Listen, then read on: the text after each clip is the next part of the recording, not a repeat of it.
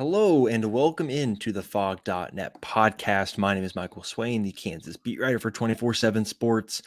I am joined again by Kevin Flaherty. We're kind of wrapping up here part two of this two-part kind of post-spring podcast series, episodes. I don't know what to call it. We're doing a Q&A though. We've got a ton of questions from KU fans from the Fog.net gridiron board, from Twitter, and also our direct messages. Let's start here, Kevin. Let's go basketball. Do you know where Hunter Dickinson is going?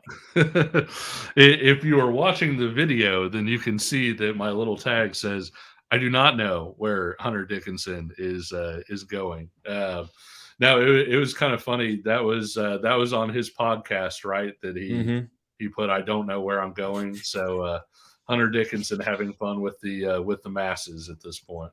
It's great. And I forgot, of course, this is also an audio audience. So sorry for you listening on the podcast platform. But Kevin, I mean, let's dive right into this. We got a lot to get to. Let's start here because I think it's an interesting question. This comes from Pixel Hawk on Twitter. Will any non-transfer recruit from the current staff make an impact this year, i.e. high school recruits from 2022 or 2023? Kevin, do you have an idea off the top of your head? If not, I can give you one right off the bat. I think there are a few that kind of stand out, but not maybe in a traditional sense. In that, I think that most of the time when you think about these guys, you're thinking somebody that's going to make like a major impact, and I don't know that there's one of those out there. I think Brian Dilworth maybe has a chance to join that defensive back group. Whether you're talking about as a fourth or a fifth guy, and I think he'll probably play some special teams. I think Mason Ellis has a chance to maybe play some on special teams. I don't see him breaking through onto the two deep. In this class, a guy that I think is interesting, we've talked about this before, with the injuries in Kansas's running back room and everything that they've had and the different things that they like to do, I could see Johnny Thompson, kind of popping up here and there, maybe getting, because he's a little bit different type of back. He's got some home run speed to him, and so I could see him getting, sort of the odd touch here and there. What do you think? Yeah, I think you really nailed the first two. I think Brian Dilworth is a guy that'll play a lot on special teams. That's something that Jordan Peterson said. He has to be a special teams guy. Has to, right? That he needs to be playing on special teams. I think that's where you'll see him make an impact. Maybe as a rotational corner, he'll play. I think Mason Ellis with his speed, maybe he's a special teams guy as well. Yeah. With Johnny Thompson, I kind of agree, but I wonder about the size, right? Sure. I saw him. He was at one of KU spring practices. I think maybe the last one they had on that Thursday. He's small.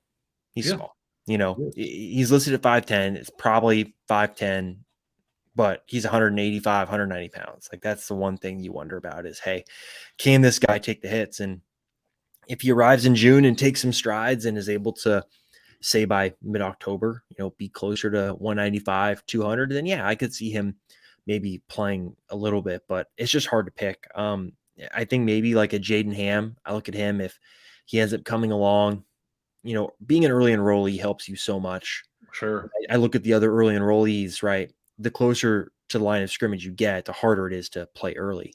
And I don't think Calvin Clements should play as a freshman. I don't think Tony Terry is going to play as a freshman. And I don't even know if Saraz Buncombe is going to be a guy that maybe plays much as a freshman. But I look at Jaden Ham being one that maybe if the tight end room gets banged up, or if Trevor Cardell gets banged up, or I don't know, if something like that happens, maybe he's someone that gets some snaps. But I think KU's in a spot now where I think fans just kind of got to play the 2-year game, right? Let the guys be in the program for 2 years and then let them kind of work their way in, where maybe they're a redshirt freshman or a redshirt sophomore when they really start to make an impact. And that's healthy, but I just think it's probably tough to get the Leipold high school signees on the field this early.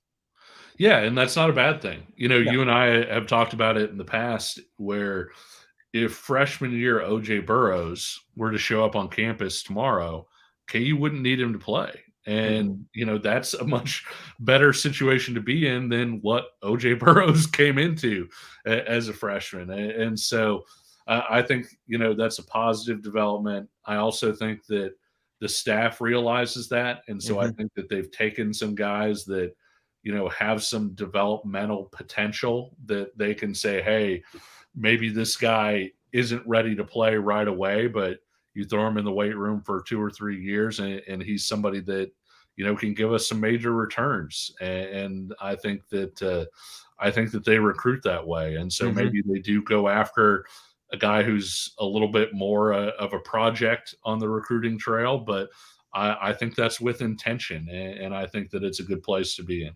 Yeah, I think traits, right, are obviously, I think, a big thing that they look for, and being able to hone those traits and get comfortable with this scheme is big too. Mm.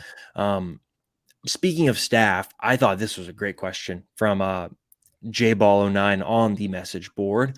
We're gonna skip past the tight end room question. Just I think it's I'm more fascinated down here. He asks, or they ask, when Les Miles was head coach, we were under the impression he and Jeff Long worked to build out the analyst room and support staff. Has that continued with Lance Leipold and Travis Goff?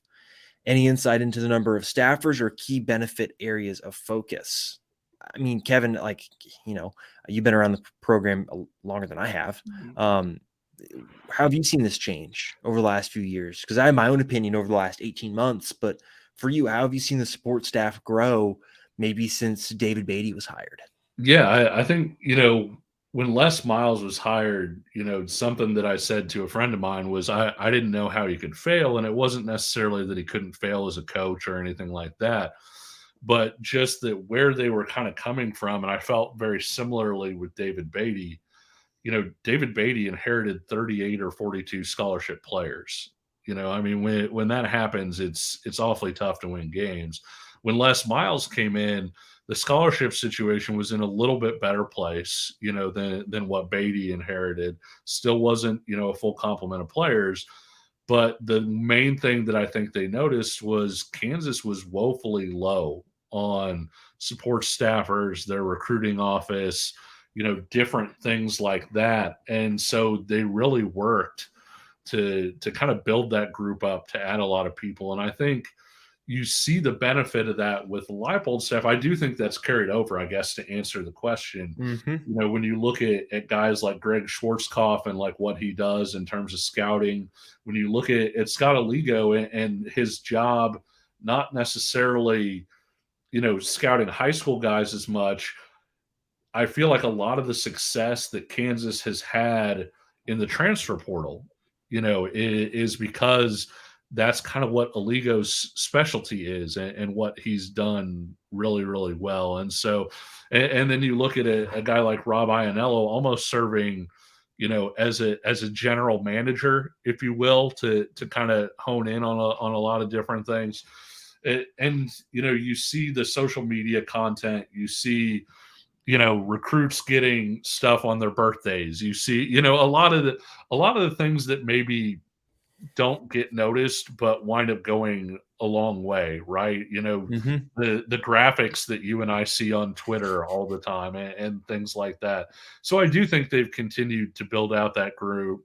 I think Les Miles probably had a bigger impact in terms of the number, like rising, but I also feel like the Leipold staff and what they've done over the last few years, I think that a lot of it, you can see the talent that they have in that Mm-hmm. room. I feel like it is really, really strong. Another Yeah. thing that Miles did, was they brought in some player development people for off field stuff. Like Edward Jones was a really big hire in that regard. And I think when you see the KU football players, cooking, they show the videos of that stuff. When you see the charity work that they do, the development that they do, as the students and the student athlete part of it, I feel like that part has been buffed up pretty significantly over the Mm-hmm. last 10 years as well. Yeah, so I just pulled up the staff directory. 27 people that are Mm. off field, whether it be analysts, director of player personnel, things like that. And I'm looking here at the list, right? Matt Lubick, came from Nebraska, right? Has experience as an on-field position coach. Mark DeLeon worked for the Chiefs. You've got Oscar Rodriguez, who worked all over the country and has a lot of ties in Kansas. There are 4 graduate assistants, in addition to someone like Sean Schneider you have on staff now. So this has really been built out. And that's before you get into kind of the Matt Gildersleeve area, where the strength coaches, Stacy Potter, because they are Yeah. technically like they don't work. Let's see if I explain this right. They work for kind of the Kansas health system. They don't work for Kansas athletics. And so it's a little bit different. So that's why they're not on like this staff directory. But yeah, there are a lot. And I think you just look at the recruiting department, right? Wasn't it in Miles to Go, right? When Les Yeah. Miles comes in and is like, so like, where's the recruiting department? They're like, oh, well, we've got 2 student interns. Oh, wow. Okay. And Yeah. now you've got, right, Greg Schwarzkopf, Scott Aligo, Rob Anello, um, Grant Murray works in that department Yep. too. Sure. Those are kind of the core 4, I would say, of that recruiting department. And now they've got a whole staff of student interns. Like if you go to a football game and you look on the sideline, you see all the recruits, look behind them and see how many student interns they have working now. It's a lot. And so I think they've built it out a lot and they've really continued to do that. And I think it speaks to the financial resources being put there where people that have been on-field position coaches elsewhere feel like they can come to Kansas and make decent money and work for a good staff and be in a place where they can have success and maybe in 2 years go get back on the field. So I think overall it's been really positive. All right, let's get to this next one. Here we go. This one comes from Bill Self Goat on the message board, one of our frequent posters. I want to go here. A breakout player here. Who would you pick for a breakout player? 1 offense, 1 defense. Go. Ooh. Offense is tough. I feel like the easy choice, I'll maybe go with Logan Brown, just because I feel like he's got a pretty good chance to win a starting job there, and I think even beyond that, I think he's got ability. I think there's a real chance that we look back, later at some point this season and say that he's been, one of the highlights of the offensive line. Um, Defensively, so he's not a breakout player per se, but I think Craig Young's going to be an all Big 12 guy. Like after what we saw from him last year, like you said, we kind of saw like you said on the podcast in the past, I guess I should say, we saw Craig Young kind of come along slowly a little Mhm. bit, and then by the end of the year, he was doing some really good things and everything else. I think there's still another level that he can get to. I think you saw that at different times he was KU's best coverage linebacker, and he did some really great things blitzing and doing some different things. I just feel like he's a guy that's going to put it all together this year, and so Mhm. not necessarily break out in terms of what you think in terms of this guy didn't play a whole lot and now he's going to play a whole lot, but somebody that I feel like is possibly going to really break out in a major way in terms of taking that step forward. Yeah, I think defensively I'll go with Tommy Dunn. Yeah. I think he's going to have a really good season.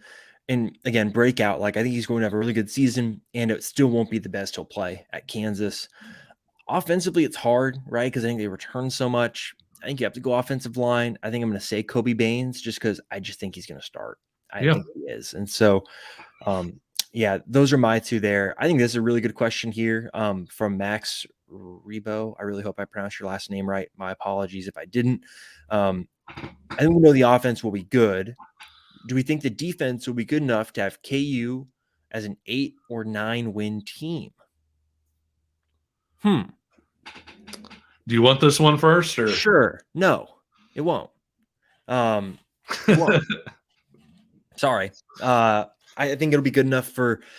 I think 8 wins is probably, in terms of regular season, probably the ceiling. And that's if everything goes right. That's if KU gets another defensive end, everyone stays healthy. If Kenny Logan can get back to where he was 2 seasons ago and not last season. If Brian Borland, I think, generally can improve maybe some of the play calling and the timing of things, I think 8 wins is the ceiling. I just don't know. Now, granted, the schedule could play out nicely, but I just going in right now, I think I still have some concern. Even if I think the defense will be better than it was last year, good enough to win 8 games, I don't know. So here's where I struggle with this a little bit. I feel like KU could have won 8 games last year had Jalen Daniels stayed healthy, and the defense was not very good at all. And I don't necessarily think that KU is going to get to 8. I think I'm a little more optimistic than you. Don't you think 6-6 again? I think so, yeah. And I'm 7-5, so just slightly more. And so I think the defense is probably going to be better than it was last year. Problem is, I think the schedule is going to be tougher, and so I think that there's a very real chance that Kansas could be a better team this year and finish with about the same record as what they were. And Yep. so, I guess the easy way to say it is, the defense. If Jalen Daniels is healthy for the whole year, and Kansas has that top 10 offense again, the defense might not have to be great. I Mhm. still wonder if the defense is going to be good enough. Yeah. I don't know that it'll quite get there. Yeah, I agree. This is gonna build on maybe the one we had a minute ago, but this was DM'd to me, and I don't know if the person wanted to be named, so I'm not including it. But this person asks, can you paint a picture of just how different the football program is today compared to 5 years ago? Take a step further, how these differences benefit KU in the future. So I'll start here, Kevin. I think it's a lot different, right? And I think I've made the joke before that it's just competence, right? This coaching staffs know what they're doing and they've got a plan and they're sticking to that plan. I think past coaches, David Beatty, Charlie Weiss, got caught in kind of a no man's land where they needed to save their job, so they made moves to save their job that kind of compromised the future. Well, Lance Leipold has the stability now from Travis Goff down that they can stick to a plan.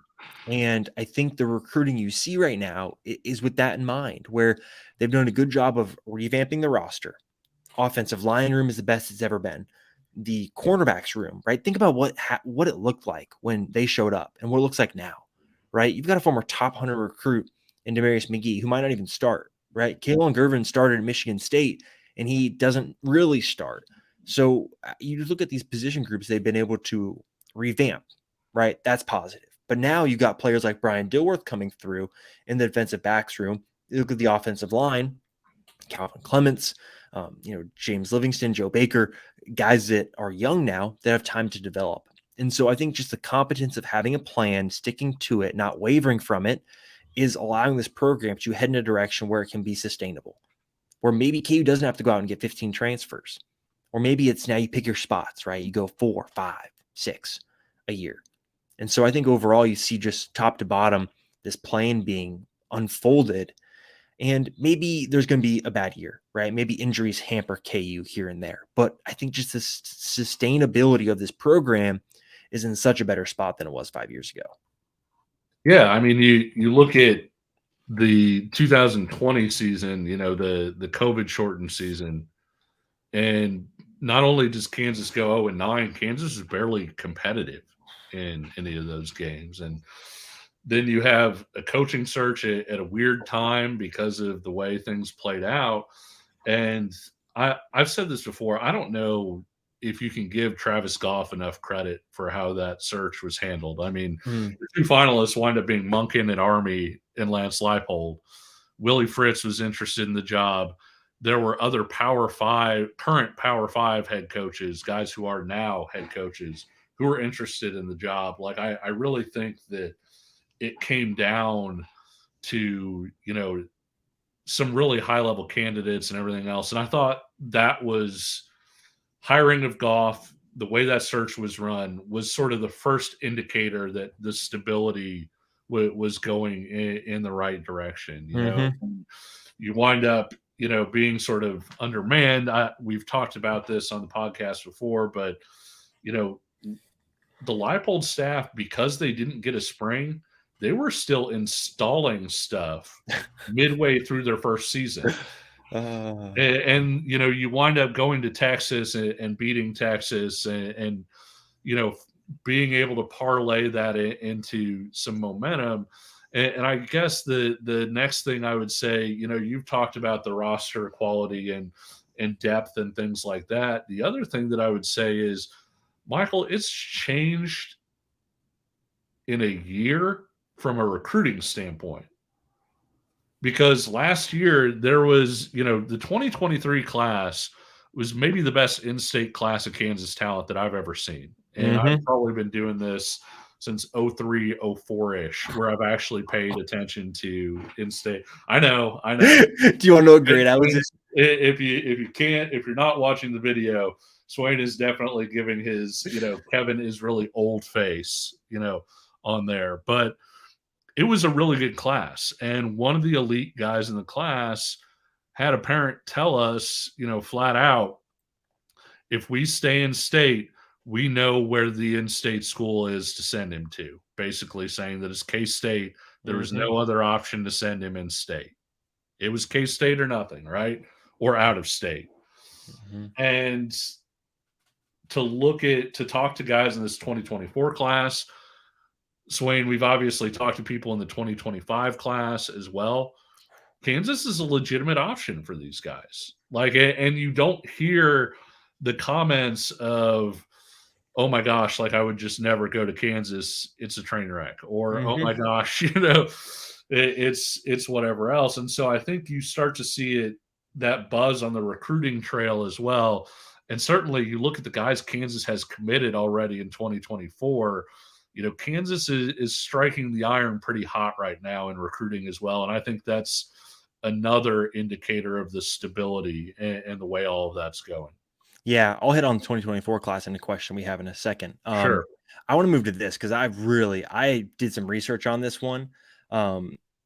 If healthy, this comes from Top Notch on Twitter.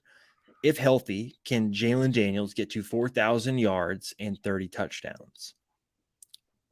Kevin, do you want to answer this? Or do you want me to go through my research first and then have you answer? I'll answer, and then you can give your research, and you can be like, well, Kevin, you are absolutely wrong, and here's why. Okay, let's do it. No and yes. I do not think that Jalen will hit 4,000 total yards. I do think that if he's healthy, he can get those 30 touchdowns, though, especially if you're talking about 30 combined touchdowns. I think that's in play. I think it's so tough to get to that 4,000 total yards. I don't know, did Todd Reesing maybe do it once? I mean, that's how tough it is to hit the 4,000 total yards. I'm going to have to look this up now, but yeah. So yeah, that's the tougher part. I feel like, in terms of what it is. Yeah, Todd Reesing hit it his junior year, which is what I thought, and did not hit it his sophomore year, which is when KU went to the Orange Bowl, and he didn't hit it his senior year either. But his junior year, he just barely, got across the finish line there. Now, Todd Reesing had 30-plus touchdowns twice, and in his other years, a starter had 28 touchdowns. So yeah, I think the 30-plus touchdowns, I feel like that's more in play, but I don't think the 4,000 yards is going to happen. Yeah, I agree. So here we go, Kevin. So 4,000 passing yards, 8 players did it last year. 8. Yep. The year prior in 2021, 9 players did it. Yep. Going to 30 passing touchdowns. And now I'm assuming it's passing touchdowns because 30 total touchdowns, I'd say, yeah. What? I would guess that it's total because he says 4,000 total yards. So I guess the 30-plus touchdowns. I wasn't even thinking about rushing yards in there. I'm acting like this is passing. Because Reesing never hit 4,000 passing yards. Oh, totally. But his junior year, he threw for 38 some and ran for 200 some. Kevin, my reading comprehension needs work. So I was thinking this is just passing. So a total, maybe honestly, considering how much you ran the ball, but let's Yep. just say Jalen in terms of passing, um, and maybe this will inform the overall decision. So last year, the first 4 games of the season, he was on pace for just shy of 3,000 passing yards. And he was averaging about, 2.25 touchdowns, passing touchdowns per game, which is on pace for 35.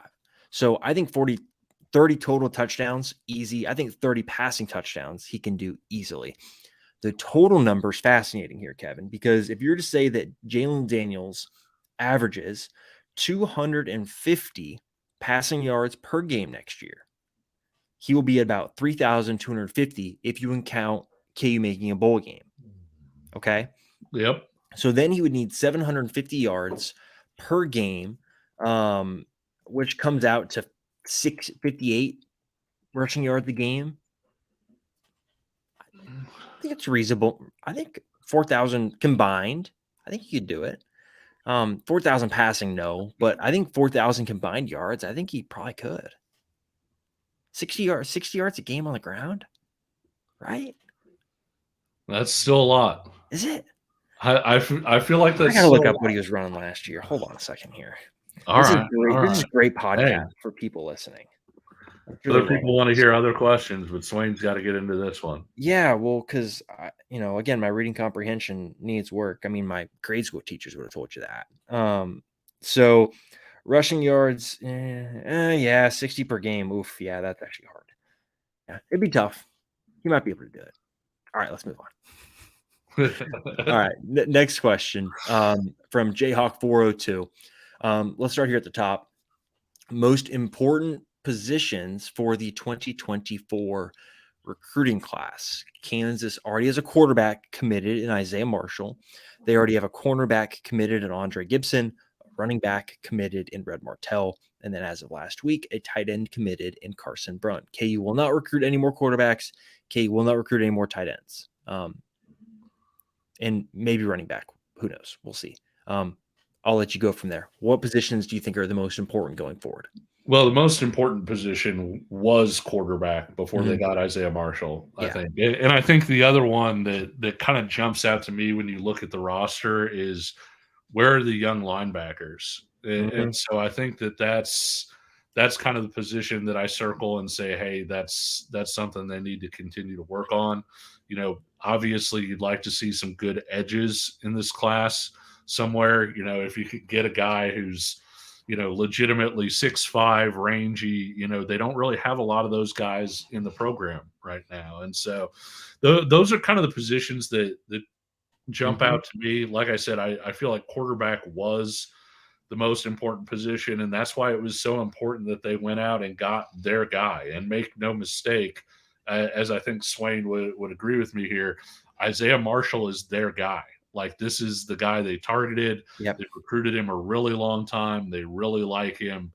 I think that I think that's the big one. What do you think for most important position? Yeah, I think linebacker and then offensive line. Yeah. I think you just got to continue to build. I think you got two good tackle prospects in James Livingston and Calvin Clements, but I think they just need more interior guys. I look at it and say guard.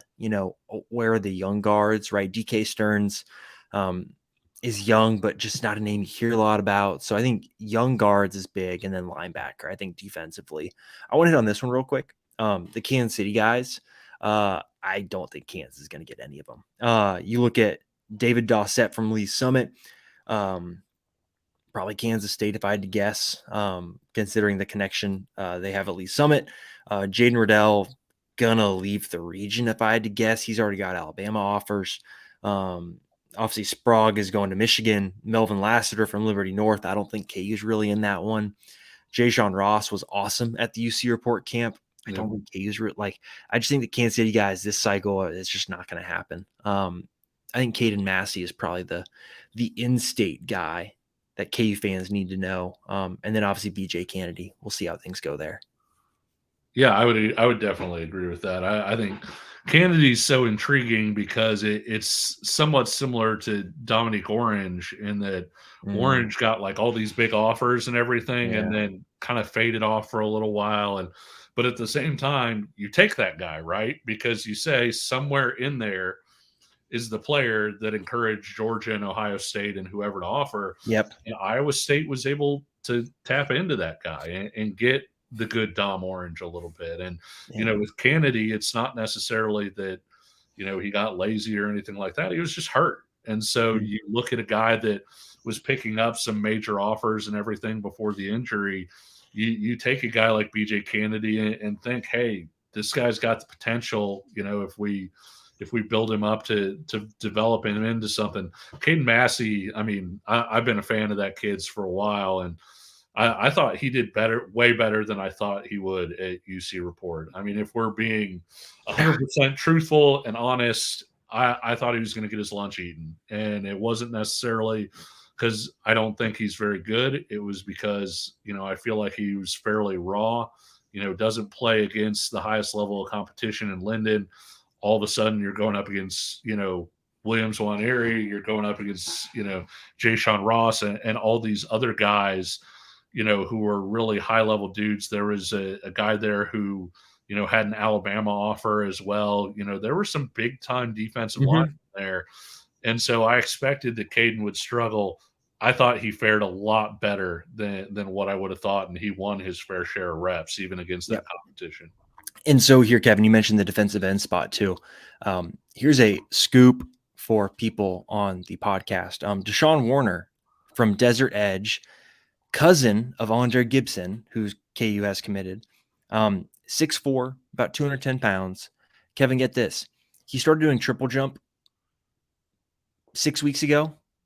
He's already qualified for the state meet. Sounds like the right type of kid. Yeah, sounds like a good athlete. So he's going to take an official to Kansas, likely the second week of June. He's got another one scheduled to Oregon the first weekend of June. So that's a name to watch. All right, let's move on. Let's see. Oh, let's go into the quarterback situation going forward. This is a popular question I think we got. This one comes from Dylan Lear. What does the situation at quarterback look like going forward? After this year, assuming Jalen Daniels and Jason Bean leave, will we look at getting someone in the portal? So I can't pull up the quarterback room right now, but basically, if Jalen Daniels leaves next year, you're looking at Isaiah Marshall and Ben Easters being your two scholarship quarterbacks on the roster. What would you see Kansas doing in that case, Kevin? I think you have to go get somebody in the portal, and I think that's one of the reasons why I should say, people were asking me on Twitter, why is Ethan Vasco leaving a big deal? And I think you would have liked a guy who had been in your program for a few years, who had run the offense, all those different things, to be Isaiah Marshall's primary competition for Mm-hmm. that spot rather than having him face off against another newcomer. But it's easier said than done, Swain. I mean, as you know, we were talking about offensive line a couple classes ago, defensive end. In this class, everybody wants an experienced plug and play starting quarterback. I mean, that's the dream when you can go out and get Caleb Williams, or somebody like that. And I'm not saying Kansas would get Caleb Williams, but I am saying the competition level for those guys is really, really high. And so it's going to be tough, I think, for Kansas to pull in that guy. But I also think that's sort of the necessary next step is, you have to put somebody there that's got a legitimate chance to win the starting job. Yep. I think regardless if Jalen Daniels stays or leaves, KU has to get a portal quarterback. Yep. And I think the level of quarterback will change depending on what happens with Jalen. And here's why. If Jalen Daniels leaves after this next year, it means he had a really good year. And that's really good for recruiting purposes if you can point to Jalen Daniels saying, hey, this guy left. He had another year and he left because he was so stinking good. And you can also point to that offensive line room and say, guess what? Everyone but Mike Nowitzki can be back. And look at the running back room. Everyone can be back. Look at the wide receiver room. Everyone can be back. really, Kevin, the only guys KU is going to lose offensively after this year are, I believe, is Dominic Pooney, Yep. Jason Bean, Dylan McDuffie, Nowitzki, Mason Fairchild. So you're basically going to lose what, 5 players from offense. That's Yeah. it. Like, what quarterback would not want to go play in this offense with all this returning production who's been there and come in, and obviously K doesn't guarantee spots, but have a dang good chance of being the starter, right? And go and put up huge numbers. So I think K would be in an advantageous position to add a transfer if Jalen Daniels leaves. KU's not going to play Isaiah Marshall as a true freshman. That's not going to happen. And it's bad if he does. You Yep. saw what happened to Jalen Daniels when he was a true freshman. Obviously, that offensive line was atrocious, but he looked lost because he was 18, 17. Like, Isaiah Marshall could be great. And even if he enrolls early, he could impress a lot of people. But no, you don't want that player playing as a true freshman. So I think regardless, I think KU will go get a portal quarterback.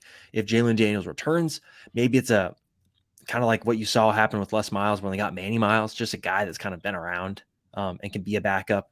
Maybe wants to get a graduate degree, something like that. And if Daniels leaves, I think you can go big game hunting, and that'll be a real big test for the collective too.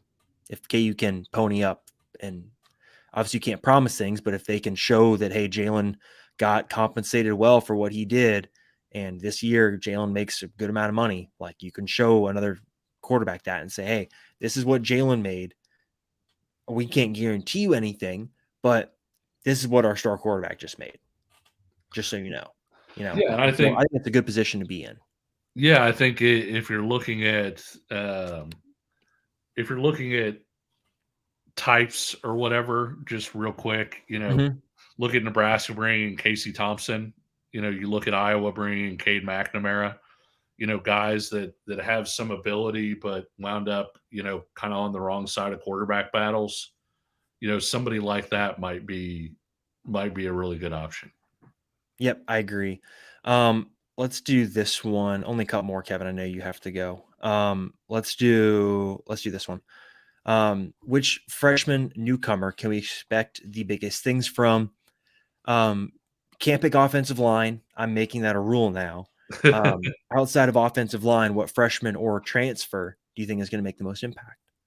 Yeah, I think it's going to be Devin Phillips. I really do. I think he's somebody that has, it's one of those things where you need to have talent and you also need to have a route to playing time or production. And I think Devin Phillips has both of those. I think he's really good. I think he fits a role that Kansas really needs him to fit. And so I think he's going to plug right into a starting defensive tackle spot. And I think he's got a chance to be pretty solid there.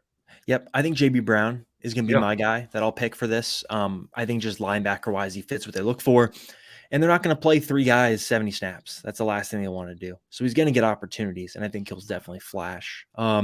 Offensive transfer, Kevin.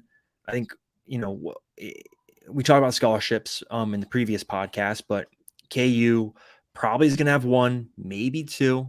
Hard to really know for sure right now until the portal window closes.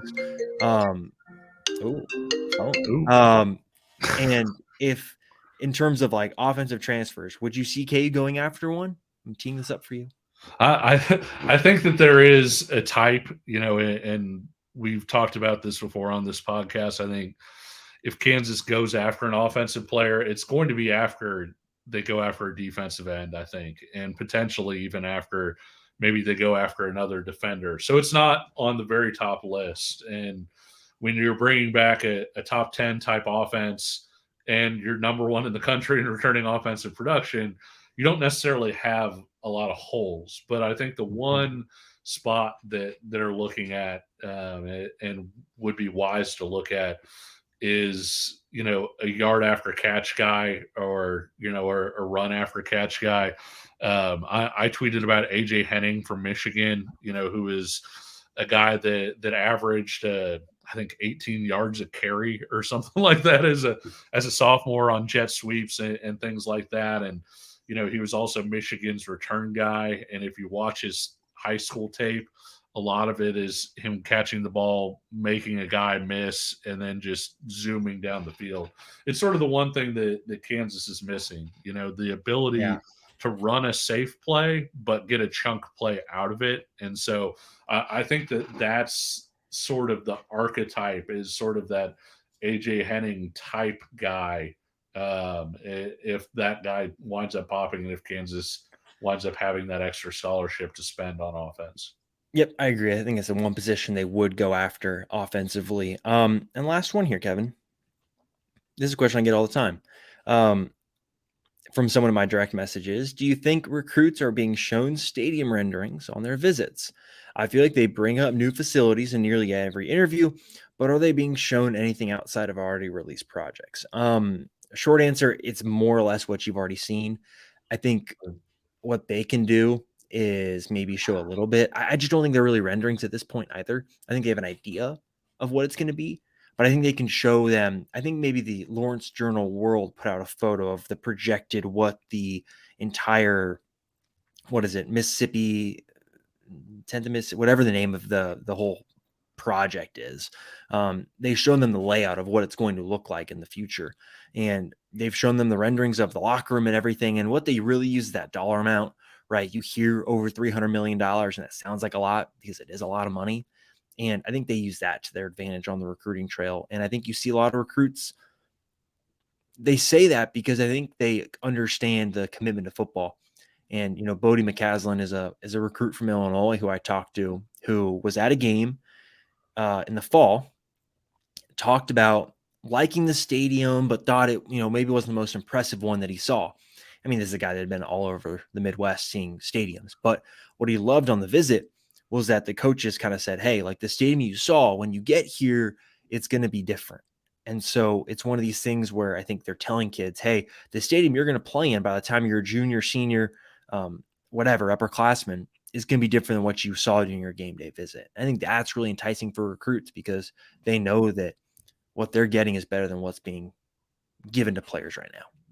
Yeah, and I think even beyond that, when we say given to players and stuff like that, sometimes coaches will accidentally, in quotation marks, leave a rendering open on their desk or up on the wall or whatever, and just be like, oh hey, yeah, this is what we were just talking about with the 10th and Mississippi project or whatever. That's it. And so they do paint a picture, and and a lot of times that picture does already come with visuals, even if it's a rough draft or something where somebody just says, hey, this could be it, and they say, oh, it's nothing final, but look at all the things we can do in this area or Mhm. whatever else. I guess the best way to put it is they're making sure, wouldn't you say, Swain, that every recruit knows about this, Yeah, and they all know it's coming, and everything else. And so I'm not sure they're being shown, I guess, proprietary information or anything like that, but at the same time, they're doing a good job of making sure that they have that selling point nailed down. exactly. Well, everyone, thanks for asking all the questions.